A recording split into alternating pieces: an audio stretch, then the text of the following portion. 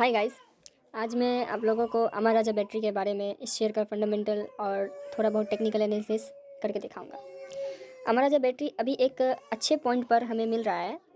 अगर अमर राजा बैटरी के अगर हम फंडामेंटल्स की बात करें तो वो एवव एवरेज है, मतलब अच्छा है।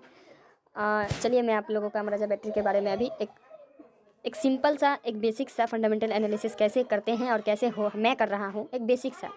इसके बाद भी हमें बहुत ज़्यादा आगे डीप में देखना पड़ता है, बहुत सारी चीज़ें देखनी पड़ती है, लेकिन एक बेसिक्स में मैं आपको बता रहा हूँ। ये मैंने हमारा जो बैटरी सर्च किया है, ये मैं टिकर वेबसाइट यूज़ कर रहा हूँ। आप स्क्रीनर भी यूज़ कर सकते हैं, मनी कंट्रोल भी यूज़ कर सकते हैं, जिसमें आप कंफर्टेबल हैं। तो हमारा जो बैटरी का अभी प्राइस 702 रुपीज़ चल रहा है, जो कि आज 1% के करीबन गिरा हुआ है। इसमें इनके अनुसार ये जो इनका ऐप है टिकर, उनके अनुसार ये बोल रहे हैं ownership slightly missing the benefit. ये सब उतना ज़रूरी नहीं है, आप अपने हिसाब से देख सकते हैं।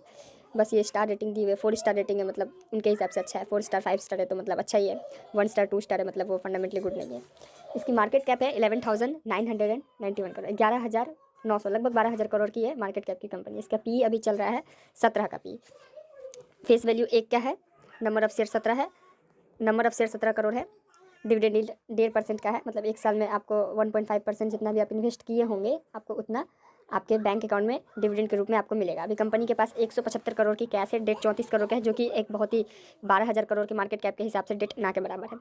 और इसकी आरओई, किसी भी कंपनी में अगर आप निवेश कर रहे हैं तो उसका आरओई और आरओसी आप देखिए कि कम से कम उसका आरओई आरओसी 15% के ऊपर रहे।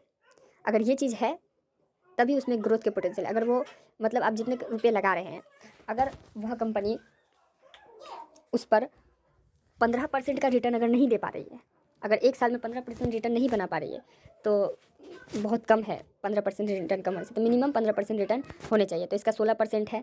15% के थोड़ा 1-2% ऊपर नीचे होने से भी चलेगा, मतलब ये एक बेसिक फिल्टर मैं आपको बता रहा हूँ। और सेल्स ग्रोथ अभी उतनी अच्छी नहीं चल रही है, 4.5% की सेल्स ग्रोथ है। प्रोमोटर होल्डिंग 28% है, जितनी ज़्यादा प्रोमोटर होल्डिंग होगी उतनी अच्छा है। और प्राइस चार्ट आप देख रहे हैं कि ये फरवरी 2021 14 जनवरी 2021 को इसकी प्राइस 1,014 रुपये के आसपास गई थी और अभी 700 रुपये के आसपास चल रही है। वॉल्यूम चार्ट देख के उतना फ़ायदा नहीं है, आगे बढ़ते हैं। पीई चार्ट, जब इसके 1,014 रुपये के आसपास थे तब इसका पी 30 का चल रहा था और अभी इसका पी 17 का है। लगभग आपको आधा दाम पे आपको उस समय से आधा पी पे आपको मिल रहा है, आधा दाम पे नहीं। अगर 3 ईयर का देखें, सबसे हाई पी इसका 30 का है और सबसे लो पी कोरोना के टाइम में 11 का है। 30 और 11 को अगर हम जोड़ें तो 41 डिवाइड बाई 2 ऑलमोस्ट 20.5 हो रहा है। इसका एवरेज पी 20 के आसपास का है। तो अगर हम देखें तो ये हमें हिस्टोरिकल वैल्यू पे सस्ता ही मिल रहा है। 20 का पी इसका एवरेज है और हमें 17 में मिल रहा है। अगर इसको हम पीयर से कंपेयर करें, एक्साइड इंडस्ट्रीज़ का सबसे मतलब अगर बोले तो अच्छा वाला पीयर्स हो सकता है, कंपटीटर हो सकता है। इसका भी मार्केट कैप लगभग 3,000 करोड़ से ज़्यादा है। पी भी बराबर है 2.2 2.77। पी देखिएगा अमराजा का एक्साइड से कम ही है, लगभग 2 नहीं 1.5% 1.5 पॉइंट से कम है। EPS अमराजा ROE देख सकते हैं एक्साइड से ज़्यादा है, ROE एक्साइड से ज़्यादा है। और आप लोगों ने देखा होगा कभी भी आप कोई बैटरी बाज़ार से किनते होंगे तो उसमें एक्साइड नहीं तो अमराजा, ये 2 ही कंपनीज़ का बैटरी मार्केट में अधिक चलती है। आप कहीं भी देख लीजिए, किसी भी चीज़ में आप लगा होगा, कोई भी बैटरी होगा, इन्वर्टर हो, UPS हो, कहीं भी यही दो कंपनीज़ का बैटरीज लगता है। इसका सेल्स ग्रोथ चलिए देखते हैं।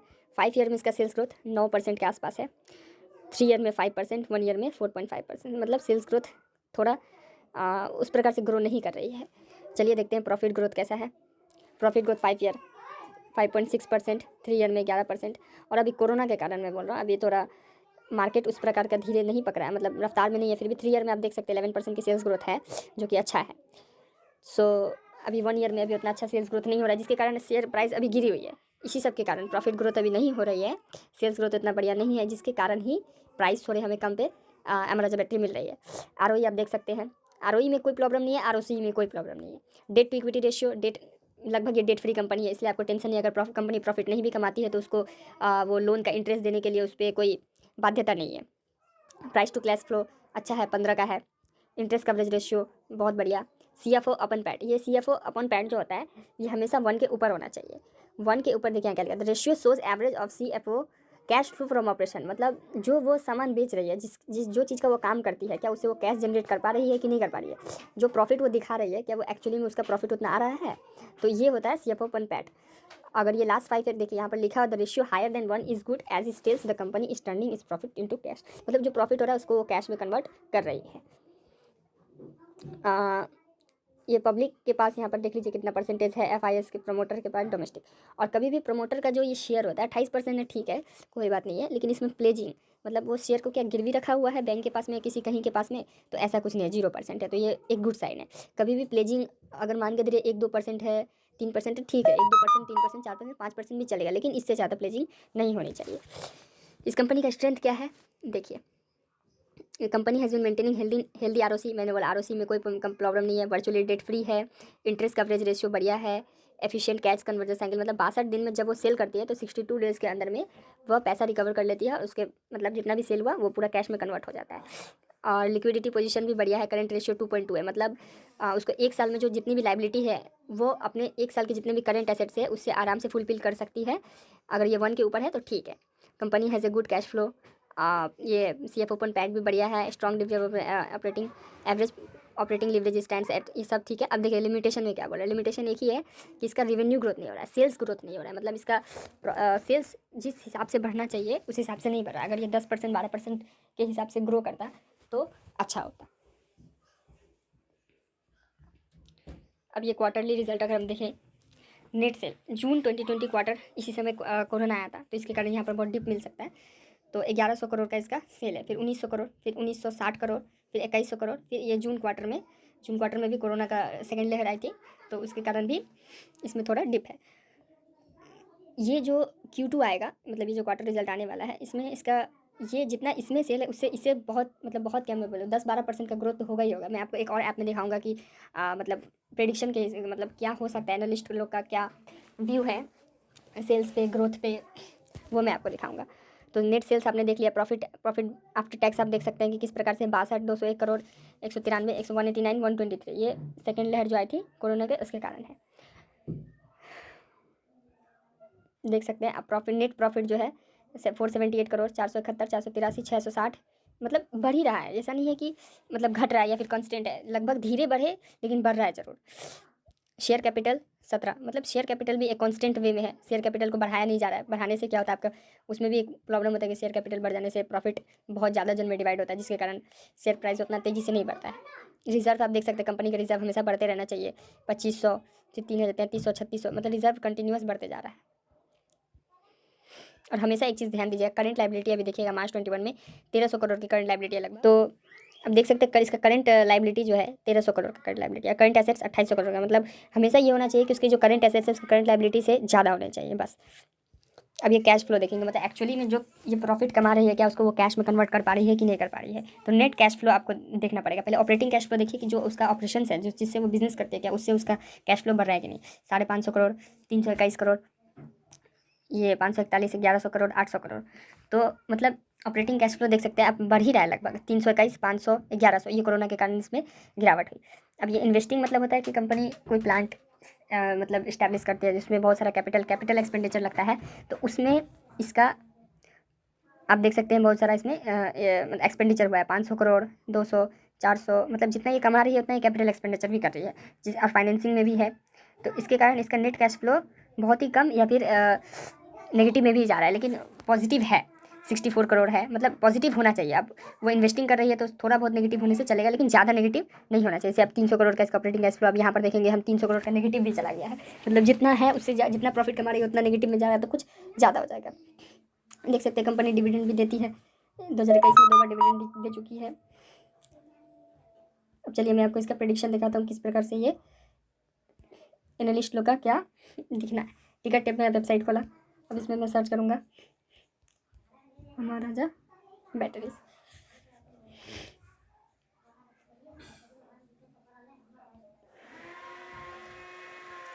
ये बोल रहा है current price is less than the intrinsic value, मतलब इंट्रिंसिक वैल्यू इसका जो है, इसका जो सही प्राइस है वो अभी मतलब उससे कम पे हमें ये मिल रहा है अभी स्टॉक। एंट्री पॉइंट भी बढ़िया है, मतलब कोई मतलब ओवरबॉट जोन नहीं। ओवरबॉट जोन क्या होता है कि सभी लोग एक ही शेयर को खरीदने लगते हैं, जिसके कारण उस समय उसका प्राइस उसका ज़्यादा बढ़ जाता है, तो वो चीज़ भी नहीं है। पी देख सकते हैं, इसका 18 का पी है, 16, 17, 18 का पी है। सेक्टर पी आप देखिए 62 का है। मतलब अगर बाई चांस इसमें प्रॉफिट की ग्रोथ ना भी हुई, अगर ये मार्केट इसको चाहे, अगर सोचे कि इसको नहीं 18 का पी नहीं देके इसको 36 का पी देना है, तो ऐसे ही इसका शेयर का प्राइस डबल हो जाएगा। टिगर टेप का फोरकास्ट के हिसाब से देख सकते हैं 16 एनालिस्ट में से 8 एनालिस्ट, मतलब आप 50% एनालिस्ट बोल रहे हैं कि आप इसे बाय कर सकते हैं। ये ज़्यादा से ज़्यादा कितना गिर सकता है? 10% गिर सकता है। और ज़्यादा से ज़्यादा कितना ऊपर जा सकता है? 53% जा सकता है। मतलब आपकी जो रिस्क टू रिवॉर्ड रेशियो है वो 1:5 है। मतलब 1 रुपया के रिस्क के लिए 5 रुपीज़ आप अर्न कर सकते हैं। मतलब 1 रुपया आपका लॉस होगा, लेकिन आप अर्न करेंगे तो 5 रुपीज़ अर्न करेंगे, उस प्रकार से।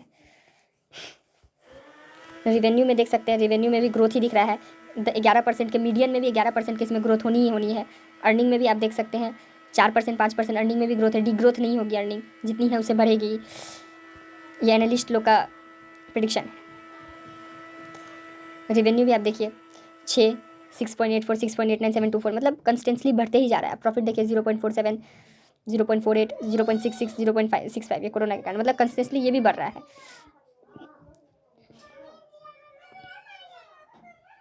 होल्डिंग्स देख सकते हैं किसकी कितनी होल्डिंग है। प्रमोटर की 28, म्यूचुअल फंड 5.8, अदर डोमेस्टिक 8 और फॉरेन इंस्टीट्यूशन 20% की होल्डिंग रखते हैं और रिटेल 36% की होल्डिंग रखते हैं।